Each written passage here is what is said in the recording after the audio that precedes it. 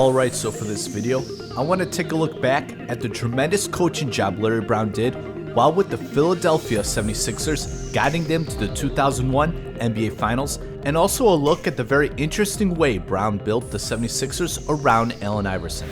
Larry Brown became the head coach of the Sixers in 1997 and would also have full control of personnel decisions. Furthermore, Brown brought along Billy King to first be vice president of basketball administration. I remember in an interview with then 76ers president and part owner Pat Croce basically saying that Brown got rid of everyone when he came in and built the team around the talented Allen Iverson. But what's interesting is that Brown built the team around Iverson with guys who were known for their defense. Very unusual, especially when that offensive talent you are building around is only 6 foot and isn't a great shooter from the outside. But Iverson was extremely quick and tough to stop from penetrating. Now before I get to the players surrounding AI, I want to mention that Brown did a smart thing by switching Iverson to shooting guard and developed an offense geared toward Iverson's offensive strengths so that there is player movement, decent spacing, and the offense wouldn't get stagnant with air being taken out of the ball.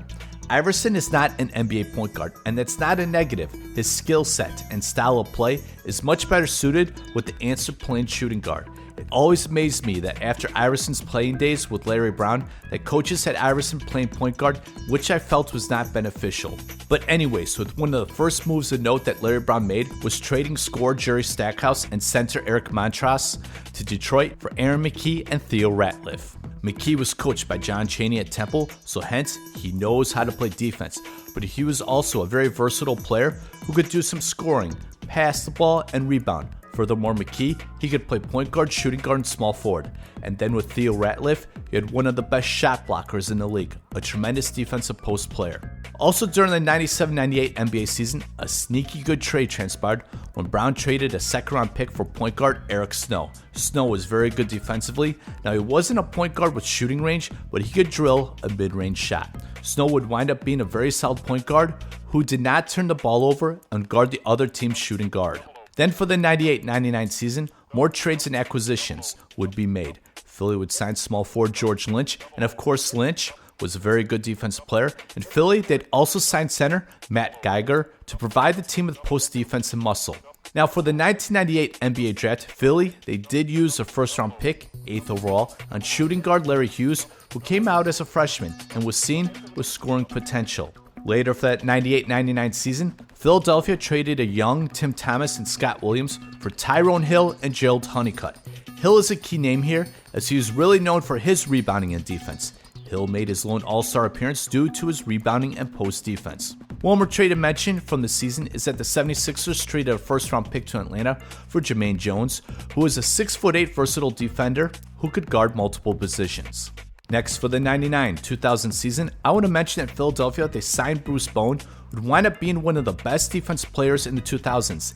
He didn't really make an impact for Philly, but nonetheless, an interesting name to mention.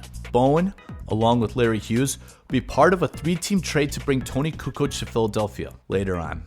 Enter the 2000-2001 NBA season, the season where the Philadelphia 76ers would reach the NBA Finals. And here's the main starting lineup to begin the season, which I find very interesting with Iverson and a lot of players known for their defense. 3 transactions to talk about. 2 of them are minor but interesting as Philly signed Raja Bell, who'd wind up becoming an excellent defensive player later on. In Philadelphia, they also signed point guard Pepe Sanchez, who went to Temple and hence knows how to play defense. These 2, they weren't major contributors this season, but just thought they were fascinating names to mention. But the big, and to me surprising transaction that happened occurred in February as the Philadelphia 76ers acquired Dikembe Mutombo, who was a Hall of Fame defensive center, but was in his mid-30s. Nonetheless, Mutombo, he still had some juice left, but to acquire Mutombo, Philly, they had to depart with Theo Ratliff and Tony Kukoc. So the 2000-2001 Philadelphia 76ers, they had the NBA MVP in Allen Iverson. Philadelphia, they earned the top seed in the East. And on the way to the NBA Finals, they played in some memorable games and series.